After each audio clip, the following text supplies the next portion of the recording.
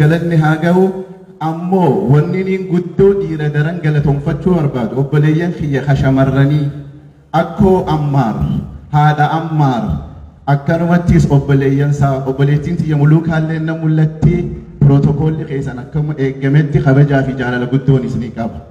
Kitaaba jechuun obboleeyyan kiyya kitaaba sheekaatii miti. Sheekni lubbuun nu idduu jira.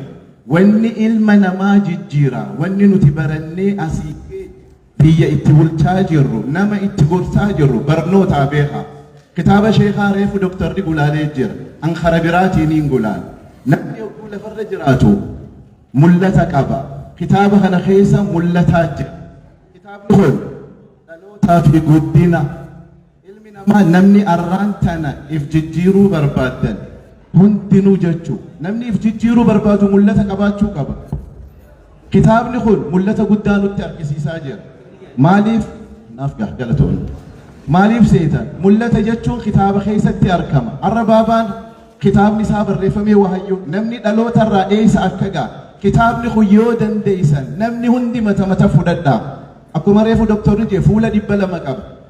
Akkaataan inni itti barreeffame immoo asoosama akka naman dadhabsiisnetti achi keessa wanni turgame ilmi namaa hogguu dhalatu maal fakkaata baabaa keenya keessatti namni bakka fedhetti haa dhalatu bakki sheekni itti dhalate laa kunoo baadiyyaa fagoo dhoqqee akkaan qabdu dukkana qabdu ta'ifaan qabdu arrammoo achi taa'eeti asitti ifatte abbaan akkam ijoollee guddisa haati akkam ijoollee guddiste waan takkaatu hedduu garaanatu kitaaba kana ogguun dubbisu akkoon isaanii ganama odoo hin baratin keessattuu haadholiin teenya keessaa garrii shamarranii kun qaceelloon na dhaga'an dhiirti jajjabduun asii harka dhooytu ta makiinaa babbareedduun deemtu ta biyya bulchuutu tana hunda yoo dhalaan gaariin isa boodee jiraate qofa nagee harkata bulchaa haa ta'u lolaa haa ta'u doktara haa ta'u.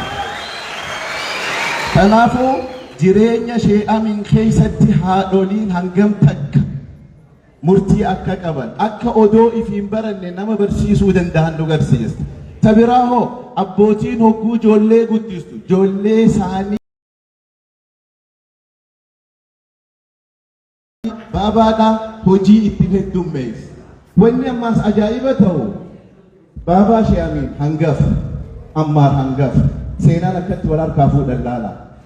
Baabaa shee'amiinis ijoollee isaa irratti pireeshariin uumne abbaan isaatii isarra pireeshariin uume. Bakki ijoollee teessan dhiibbaa irratti uumuu qabu sooshaal miidiyaa irra teessee akka taphattoo miti. Akka gartee maqaa dirree dhawaa hadagaage kana ol kaastu immoo gahee guddoon isinirraa eegama. Ijoollee silkii harka keessanii kara deemtuun beenu. Ijoollee teessan rimoota harkaan qabdan obboleeyyan kiyya. Namni rimoota ijoollee isaa harkaan qabne biyya jaalannu biyya namni itti boonu jechuun. Kitaaba kana keessatti tabiraa ammaas wanni guddootu kami dirree dhawaadha. Dirree dhawaan irra maaliin beekamti? Jaalalaan beekamti. Nagayaan beekamti. Walqixxummaan beekamti. Biyya namni odooni firaafiriyyoo hin qabne itti jijjiiramu yoo taate akka Itoophiyaa keessatti waaniin itti dhaladheef hin faarsuu tana beekaa. Ani isin na bira jirtaniif hime daataa lafarra jiru.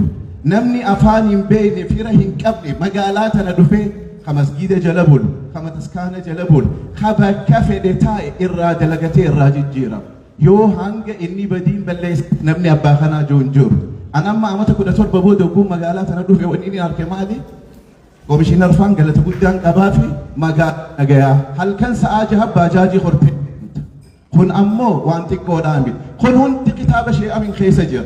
Hayyuun maal akka fakkaatu kitaaba kana keessa jira. Guddinni ijoollee kitaaba kana keessa jira. Mul'ata ilmi namaa namaaf qabu jechuudha.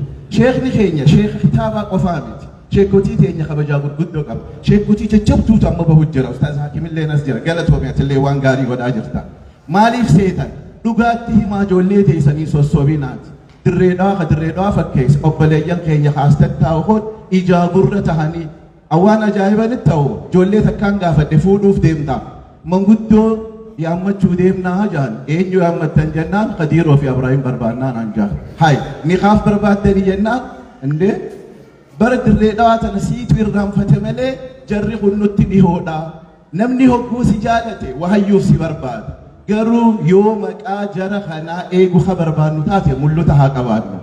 تبراماس أمارين الدجلة تنفجوا برباد نمني أدو لبو أنجرو كتاب أباسا خطب أكا الدنيا تي نما سجلت أوتري نمنتنا يوني في جوجل جوتنجر نمني خورنا فادا جنا مجال ميسيسو دابي ملي تكو مجال ميسيسو كابو أنا تكو أمار نمني خورنا فاجتشو إيجا نمني توي واقتا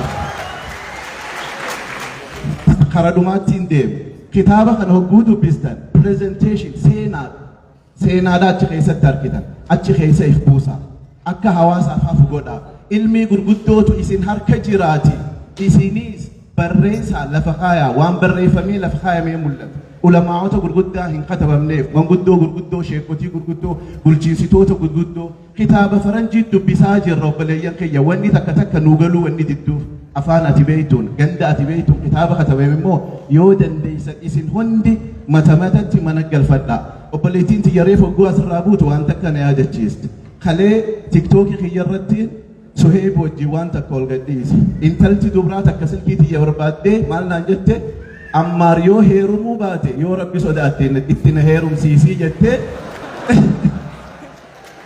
وائه هيرماتي بخلين خاسو بربادي قافة اسم أولباتني نما نملي لالوتاتا وقادما جاء قبين جاء بيتكمتي جاء ولاد الدويتي سندفت نهندنو نما سنهاتانو بابا عمرنا ديردو نما حيودا نما شيخاتي ورّي بلتنساتيس إفاما ناغودا ججا أنا خيسا يوني سنتوكي ورّي همراني شمراني وبليا كيا هاوان كينيا ملوكا بكبو يتيوني سنتوكي اللي إفاما ناغافدا ويا غاري سناتاو غارو ختاما من فددا السلام عليكم ورحمة الله وبركاته.